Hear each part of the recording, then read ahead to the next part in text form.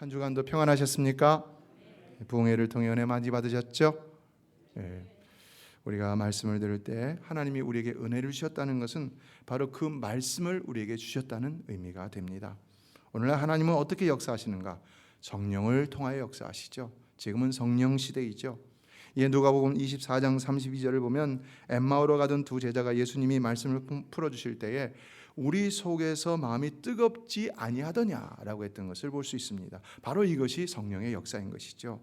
그러므로 여러분도 말씀을 들을 때 마음에 뜨거움이 있었다면 그 말씀 꼭 놓치지 마시고 간직하여 행하시기를 바랍니다. 그럼 반드시 그 말씀이 여러분에게 복으로 다가오게 될 줄로 믿습니다. 윌버 채플린이라는 유명한 부흥사가 있었습니다. 그런데 이분은 젊었을 때는 도무지 구원에 대한 확신이 없었다는 것입니다. 그래서 무디 목사님을 찾아갔습니다. 무디 목사님, 저는 예수 믿는다고 믿어왔는데 도무지 구원에 대한 확신이 없습니다. 그랬더니 무디 목사님이 요한복음 5장 24절을 펴주고는 읽어보라고 했습니다. 내가 진실로 진실로 너에게 이르노니 내 말을 듣고 또 나 보내신 이를 믿는 자는 영생을 얻었고 심판에 이르지 아니하나니 사망에서 생명으로 옮겨졌느니라. 전도 폭발하신 분들은 다 암송하는 말씀이죠. 그러면서 무디 목사님이 묻습니다. 이제는 내가 구원받은 자임을 알겠는가? 그랬더니 이분이 아직 잘 모르겠습니다 그러다는 겁니다. 그래서 또 다시 읽으십시오. 그래서 또 읽습니다. 그리고 또 묻습니다. 이제는 구원받은 자임을 믿겠는가? 그랬더니 또 모르겠다는 거예요. 그래서 또 읽으라고 합니다. 그리고 또 읽고 난 다음에 또 묻습니다. 이제는 내가 구원받은 자임을 믿겠는가? 그랬더니 모르겠다고 그래요.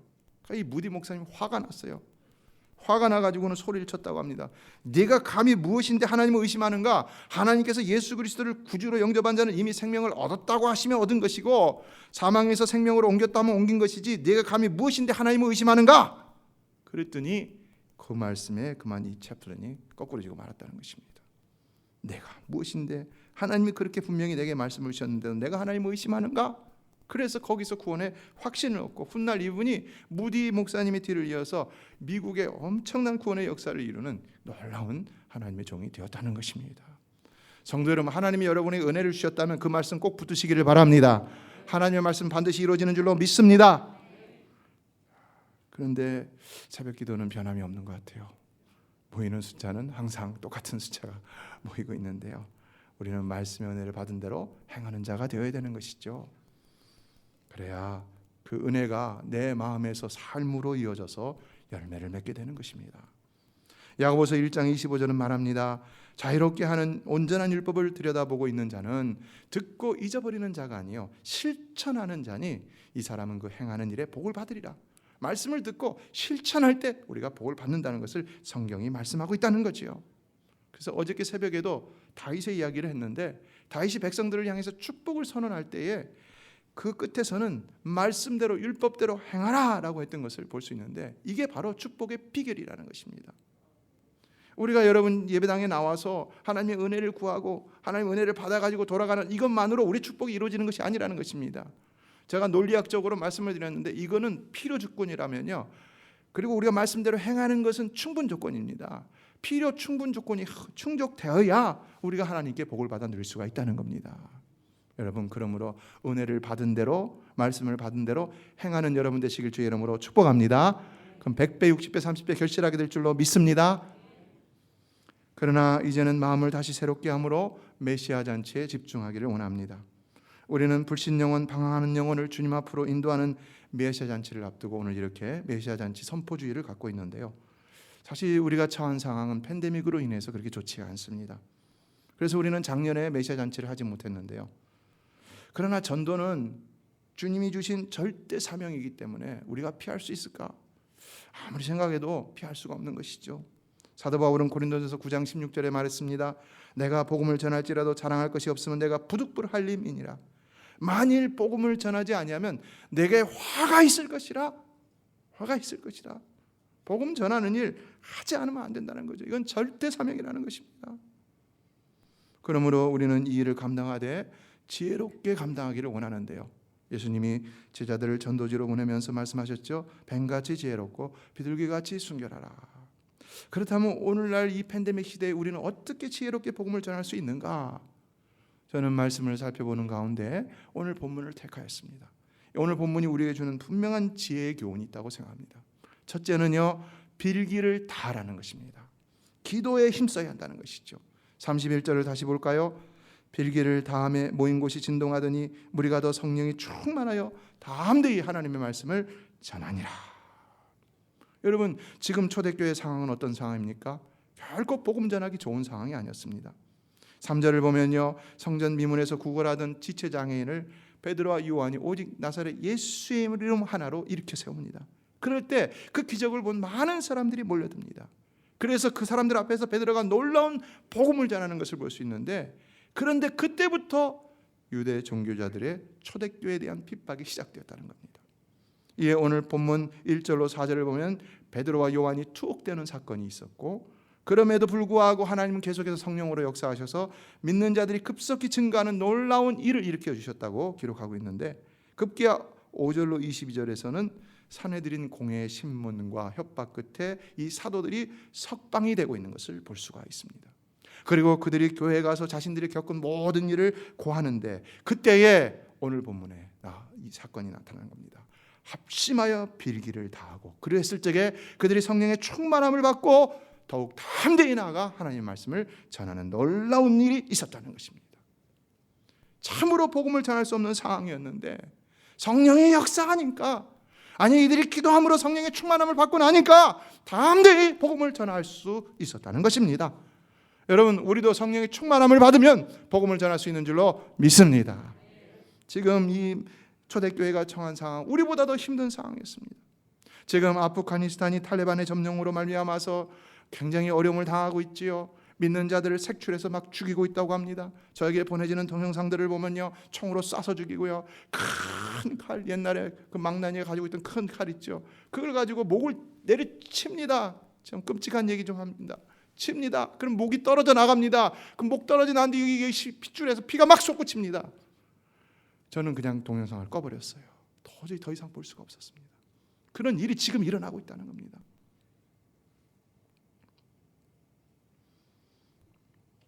이제 시작일 뿐인데요. 아직도 그곳에 많은 그리스도인들이 있다는 겁니다. 지금 탈출하려고 굉장히 노력을 하고 있는데요. 여러분, 지금 우리는 기도해야 할 줄로 믿습니다. 지금 우리는 기도로 그들을 도와야 할 줄로 믿습니다. 어느 교회를 보니까 그곳에 그 카불 공항에 그 사람들을 위해서 막 구호 물자를 막 보내주는 거, 이거 봤는데 우리도 좀 그랬으면 좋겠어요. 지금 이럴 때 그렇게 도와야 되는 거지요. 오늘 본문에 기록된 초대교회 상황, 정말로 힘든 상황이었다는 것입니다. 이들도 스데반 집사님처럼 돌에 맞아 죽을 수도 있는, 그리고 예수님처럼 심지어는 십자가 못 박혀 죽을 수도 있는 그런 상황이었습니다.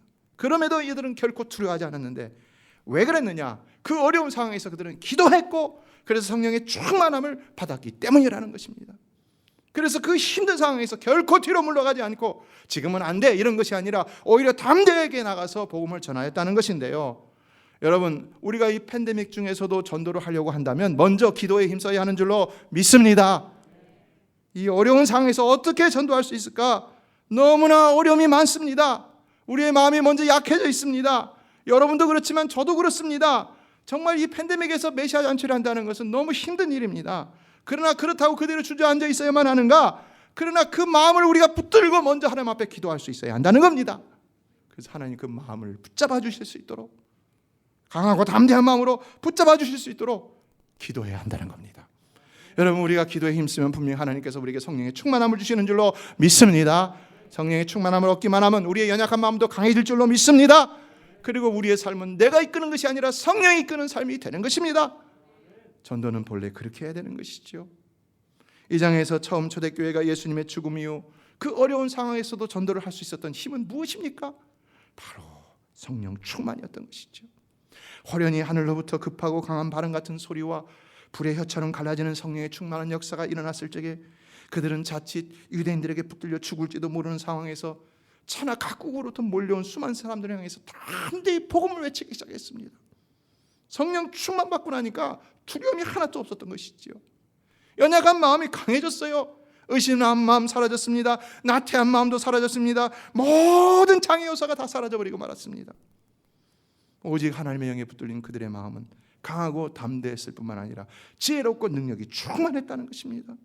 그래서 그들이 복음을 외칠 때 그날에 3,000명이나 신도의 수가 더했다고 그랬어요. 오늘 우리가 살펴보고 있는 이 4장의 4절도 보면요, 말씀을 들은 사람 중에 믿는 자가 많으니 남자의 수가 약 5,000이나 되었더라 그랬습니다. 예루살렘 교회는요, 시작한 지 얼마 안 돼서 벌써 3,000명, 5,000명, 남자만 8,000명, 예루살렘 교회는 벌써 대형 교회가 되고 말았던 것입니다. 어떻게 해요? 상황과 형편이 그들을 그렇게 만들 수 있는 것이 아니었습니다. 오히려 그렇게 아주 전도하기엔 열악한 상황이었는데 기도하여 성령의 충만함을 받고 나니까 그런 역사가 일어났다는 것입니다. 여러분, 오늘 우리도 이 팬데믹 중에 전도를 하려고 하면 무엇보다도 기도에 힘써야 할 줄로 믿습니다. 기도하여 성령의 충만함을 받아야 할 줄로 믿습니다. 그러면 역사는 일어나는 줄로 믿습니다. 아트 윌리엄즈라는 사람이 뉴욕에서 가장 번화한, 여러분 42nd 스트리트의 타임스퀘어 아시죠? 거기 사람들이 얼마나 많습니까? 10년 동안 노방전도를 했다고 합니다. 저녁 9시부터 10시까지 매일같이 하얀 와이셔츠에 넥타이 메고서 모자를 단정히 쓰고 나가서 복음을 외쳤다는 겁니다. 그런데 많은 사람들이 그를 보면서 저 미친 사람이다, 미친 사람이다. 여러분은 그런 사람 볼 때 뭐라고 얘기합니까? 절대로 그렇게 얘기하지 마세요. 하나님이 듣고 계십니다. 그런데 그는 10년이 지난 어느 날 내셔널 리뷰라는 잡지와 인터뷰를 하면서 이런 말을 했다는 것입니다. 모두가 나를 미친 사람 취급했습니다. 저는 허공을 향해 소리 지르는 것만 같았습니다. 그런데 놀라운 사실은 10년 동안 내 전도 소리를 듣고 예수 믿겠다고 약속한 사람은 1,000명이 넘습니다. 나같이 무식한 인간의 전도를 지나가다가 듣고 뉴욕 시민들의 마음이 움직였다는 것은 믿을 수 없는 일인데요. 그래서 제가 얻은 결론은 하나님께서 성령으로 친히 역사하신다는 것입니다. 성도 여러분, 성령이 역사해야 하는 줄로 믿습니다. 성령이 역사해야 되는 것입니다. 우리가 아무리 노력해도 성령이 역사하지 않으면 안 되는 것입니다. 그러나 우리가 아무리 못한다 할지라도 성령이 역사하시기만 하면 또 되는 것입니다. 그래서 스가랴 4장 6절은 말했지요. 이는 힘으로 되지 아니하고 능력으로 되지 아니하고 오직 나의 영으로 되느니라. 성령이면 능치 못함이 없는 줄로 믿습니다. 그러므로 우리는 기도에 힘쓰므로 성령의 충만함을 받아서 이 나약한 우리 자신부터 새로워지고 우리의 모든 하는 것들이 오직 나의 일이 아니라 성령님의 일이 될 수 있도록 해야 되는 것입니다. 둘째, 한 마음과 한 뜻이 되어야 한다는 교훈을 받을 수 있습니다. 본문 32절을 보면은 믿는 무리가 한 마음과 한 뜻이 되어라고 시작하고 있죠. 공동체가 처해진 상황이 어려워지면요, 사람들의 마음은 당연히 갈라지게 되어 있는 것이죠. 그러나 그 갈라지는 교회가 더 마음이 하나가 되지 못하면요, 더 큰 어려움을 당하게 되면서 결국은 그 어려움에서 헤어나오지 못한다는 겁니다. 마음이 하나가 되기 전까지는요, 절대로 그 교회가 문제를 해결할 수가 없는 것입니다. 그래서 교회는, 또 공동체는요, 어려우면 어려울수록 더 한마음 한뜻이 되는데 힘을 쏟아야 되는 것인데요. 성도 여러분, 우리도 이 어려운 시기 메시아 잔치를 하면서 더욱 한마음이 되기를 주의 이름으로 축복합니다. 기억해야 합니다. 사단은 그것을 그대로 놔두지 않는다는 사실입니다. 어떻게든 간에 우리의 마음을 갈라놓으려고 역사한다는 겁니다.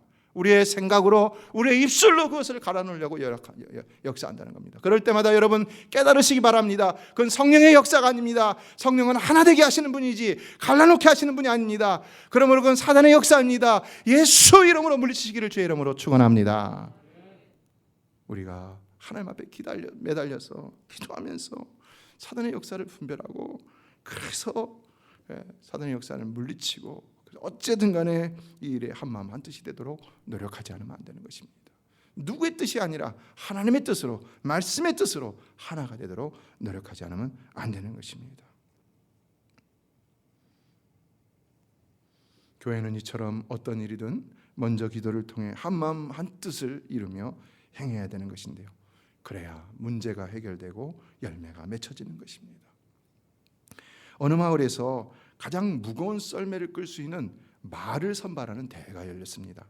그래서 대회를 치르고 1등과 2등이 선정이 됐는데, 여러분 한 마리 말이 끌 수 있는 무게가 얼마나 될까요? 무려 1등한 말이 끌었던 무게는 2,000kg이었다고 합니다. 그러니까 원 마력이 얼마나 대단한 건지 아시죠? 그리고 2등한 말이 끌었던 무게는 1,800kg이었다는 겁니다. 대단하죠? 그러고 나니까 사람들이 궁금해졌어요. 그럼 이 두 말이 합쳐지면은 얼마나 더 무거운 것을 끌 수 있을까? 산술적으로는 2000 곱하기 1000이면 3800이에요. 그런데 실제적으로 두 말을 합쳐갖고 무거운 것을 끌게 해봤더니 무려 5500kg이나 되는 썰매를 끌게 했다는 겁니다. 어떻습니까, 여러분? 우리는 이러한 현상을 가르쳐서 시너지라고 말하는데요. 시너지는 뭡니까? 사전을 보면 두 개 이상의 것이 하나가 되어 독립적으로만 얻을 수 있는 것 이상의 결과를 나타내는 작용이다 그랬어요. 혼자 할 수 있는 것 둘이 하면요 더 엄청난 역사를 이룰 수 있다는 것입니다. 둘이 할 수 있는 것 셋이 하면, 셋이 할 수 있는 것 넷이 하면, 넷이 할 수 있는 것을 다섯이 한다면, 몇 명이 할 수 있는 것 우리 교회가 전체가 마음을 합하여 한다면 더 놀라운 역사가 일어난다는 것입니다. 공부도요 혼자 할 때보다도요 스터디 모임에 가입해서 하면 더 성과가 일어난다고 합니다. 그래서 우리 교회 어느 집사님 보니까 그 따님이 유튜브를 갖다 개설해 갖고 그냥 아무것도 안 하고 공부만 하더라고요. 그러면 그걸 애들이 또 틀어놓고 같이 공부하는 거예요. 그러면 성과가 있다는 거예요. 기업도요 근무 환경 개선을 통해서 이렇게 함께 할 수 있는 이런 분위기를 제공해 주면요 시너지 효과가 창출된다는 겁니다. 그래서 구글이라는 대기업도요 매주 금요일 옛날엔 금요일이었는데 지금 목요일 오후에 뭐 팬데믹 이전이라 하겠죠. TGIF Thank God It's Friday 금요일 모였던 모임입니다. 이 모임을 계속 하고 있다고 하는데요. 그 시간에 직원들 대부분을 식당에 모아서 직급에 상관없이 자유롭게 교제를 하면서 대화를 나누게 하는데 20% 룰이라는 제도를 두어서 이 회사와 관련된 주제라면요 근무 시간의 20%의 시간을 갖다가 이 관심사에 투자할 수 있게 했다는 겁니다. 그리고 또 공간도 20% 룸이라는 것을 별도로 만들어줘서 그 뭐 팀에 관계없이 같은 관심사를 가진 사람들이 만나서 자유롭게 이야기를 하고 프로젝트를 만들게 했는데 거기서 놀라운 일들이 났다는 겁니다. 우리가 사용하고 있는 이 지메일 있죠. 그것도 거기서 나온 것이고 구글 맵스 지도 있죠, 여러분. 지도 구글 지도 그것도 여기서 나왔다는 겁니다. 혼자 생각할 수 없는 것 같이 생각을 합하니까 놀라운 일이 일어난다는 것이죠. 성경도요 우리에게 함께 마음을 합하여 주의를 할 것을 가르치고 있어요.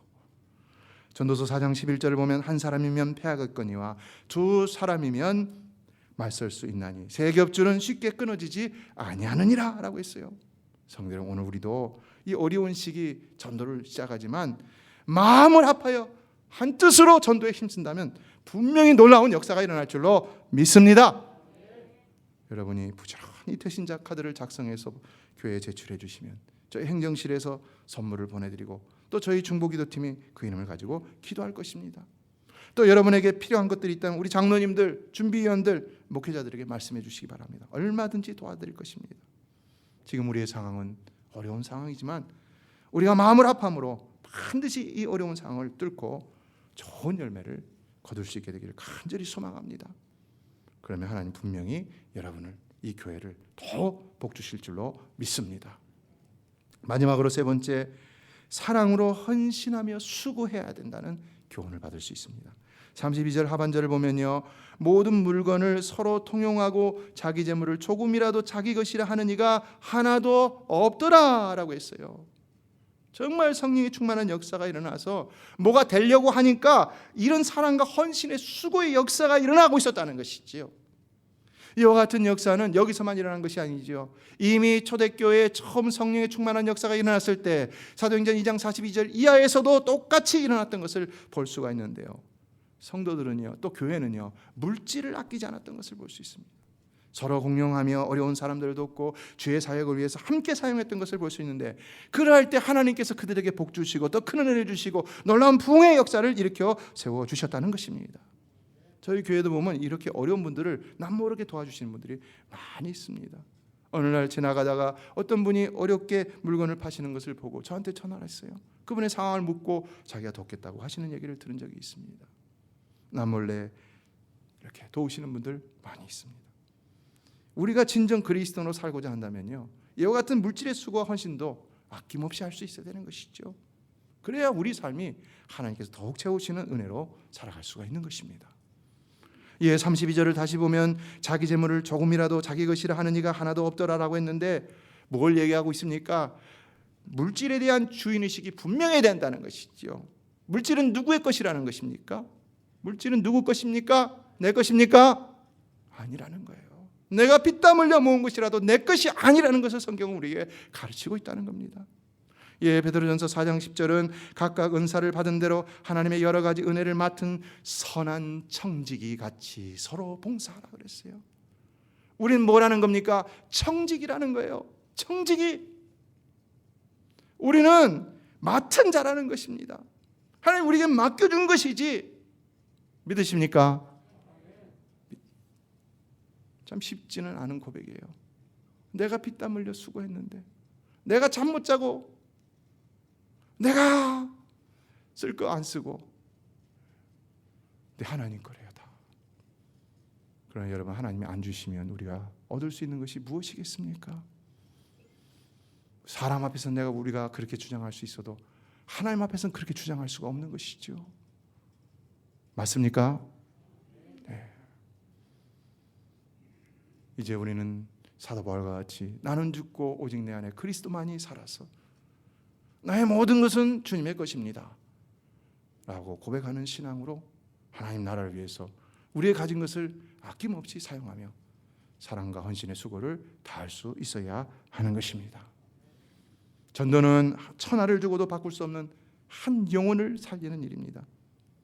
그처럼 고귀한 일이라는 것입니다. 그럴 때 우리가 주저할 것이 무엇이 있겠는가? 어떤 수고와 헌신이라도 망설일 필요가 있겠는가? 없는 것이죠. 예수님을 보세요. 여러분을 살리고자 어떻게 하셨습니까? 그 영원히 영화로운 하늘 보좌도 버리셨어요. 자기의 그 고귀한 몸도 아낌없이 십자가에 내놓으셨습니다. 그래서 저와 여러분이 구원을 받은 것입니다. 믿으십니까? 우리 그 사랑을 받은 거예요. 영혼을 살리는 일에는 이와 같이 사랑과 헌신의 수고가 필요하다는 것입니다. 우리는 전도 대상자를 태신자라고 말하죠. 이 말은 우리가 예비신자를 임산부와 같이 우리 안에 품었다는 것을 얘기합니다. 그러므로 그를 새 생명으로 태어나기 위해서는 반드시 고통이 수반된다는 겁니다. 태교를 잘해야 되죠. 몸가짐도 잘해야 되고 기도도 열심히 해야 되고. 그러나 그가 태어날 때는 반드시 고통이 수반되는 것을 볼 수 있습니다. 얼마나 큰 고통일까요? 이 태신자라는 용어 참 잘한 것 같아요. 제가 전에 섬기던 목사님이 이걸로 박사학위를 받으셨는데요. 세상에서 가장 큰 고통이 산모의 고통이라고 말하잖아요. 우리 남자들은 잘 몰라요.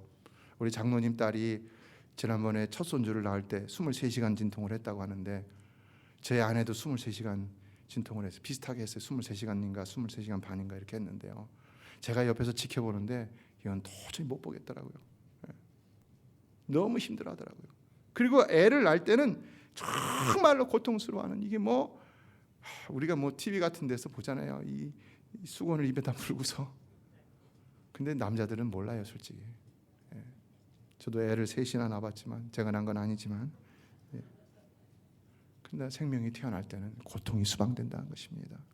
1시간 만에 태어나든 30분 만에 태어나든 즉시로 나오든 고통이 수방된다는 것입니다.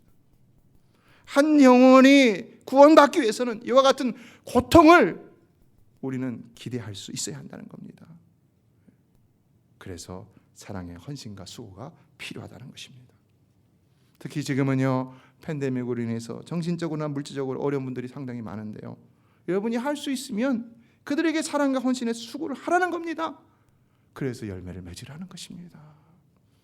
여러분의 손과 발이, 여러분의 물질과 여러분의 마음이, 여러분의 시간이, 여러분의 재능이 하나님께 귀하게 쓰임받는 전도의 도구가 다 될 수 있게 되기를 주님의 이름으로 축복합니다. 말씀을 맺습니다. 새로 부임한 목사님이 저보다 더 잘생긴 미남이셨는데 교인들을 대하는 태도까지 아주 부드러워갖고는 성도들이 너무나 좋아했어요. 그런데 딱 한 가지 좋지 못한 평을 듣는 것이 있었습니다. 그거는 설교를 하는데 너무 더듬더듬 거리는 거예요. 그래갖고 성도들이 좀 답답하고 안타까웠는데 어느 날 갑자기 설교를 하는데 막 설교가 청산유수같이 막 터져 나왔다는 것입니다. 다다다다다다. 그래갖고 성도님들이 감명을 받고는, 아니 목사님 이렇게 설교를 잘하시는데 왜 그동안 실력을 숨기셨습니까? 그랬다고 합니다. 그랬더니 목사님이 재밌는 얘기를 했다는 겁니다. 아침에 제 틀리인 줄 알고 끼고 나왔는데 제 안에 틀니를 꼈습니다. 그때 나도 모르게 설교가 따발정처럼 쏟아져 나왔습니다. 성도 여러분, 우리도 우리 힘으로가 아닌 하나님의 힘으로 하면은요, 하나님께서 어떤 방법으로 하시든 우리 입술에 복음의 능력을 더하여 주실 줄로 믿습니다. 기적은 오직 하나님의 손에 있음을 기억하시기를 바랍니다. 세탁소를 하시는 어느 집사님이 몇 주 전에 가게에서 나가라는 통지를 받았어요. 그리고 저한테 찾아왔어요. 제가 뭘 할 수 있다고. 근데 많은 캐시를 투자했는데 지금 나가라는 거예요. 빈손으로 나가는 거예요. 나가라는 거예요. 그래서 하는 수 없이 손님들에게 8월 말까지 문을 닫으니까 이때까지만 하고 다음 달부터는 다른 가게로 가세요 라고 했다는 겁니다. 손님들도 다 안타까워했어요. 동정이 가는 동정을 주고 돕겠다는 손님들도 있었는데, 근데 제가 할 수 있는 일은 없지요. 기도밖에 없는 것이죠. 그래서 기도하자고 하고 같이 기도했는데 2주일 만에 놀라운 역사가 일어났어요. 랜로드가 조건을 완화해 갖고 다시 계약을 하자고 한 겁니다. 그래서 제게 계약서를 들고 오셔서 제가 웨트니스 사인을 하고 사무실에 찾아가고 계약을 하는데 옆에서 통역을 해주고 다 이렇게 주선을 해줬어요. 그랬더니 변호사비도 얼마 안 들어가고 모든 조건이 다 완화돼 갖고는 좋은 계약을 할 수 있었어요. 여러분, 기도하면 되는 줄로 믿습니다. 하나님이 역사하시면 기적이 일어나는 줄로 믿습니다. 아니, 어떤 분은 3주 만에 새 직장에서 쫓겨났는데, 한국 직장이었는데 이분이 자동차 이런 거 하는 거였는데, 아니 아내가 이렇게 기도하고 우리도 항상 기도했지만요.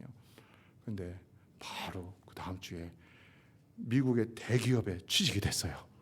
한국에서 온 지 얼마 안 됐는데 그 간증을 하셨어요. 어떤 어려움을 당하시는 분, 지금 참 처음에 어려움이 당했을 적에는 좀 힘들었지만 하나님이 해결해 주시고 있어요. 여러분, 기적은 오직 하나님의 손에 있는 줄로 믿습니다. 그 하나님께 여러분의 인생을 거시기를 바랍니다. 전도 어려운 것이지만 하나님이 하게 하시면 할 수 있는 줄로 믿습니다. 그럼 우리가 다 같이 마음을 아파요 기도하며 성령의 충만함을 얻고, 그리고 한마음 한뜻이 되어서 우리의 사랑과 정성을 쏟아서 하나님 앞에 귀하게 쓰임받는 전도의 도구들이 다 될 수 있게 되기를 주님의 이름으로 축원합니다.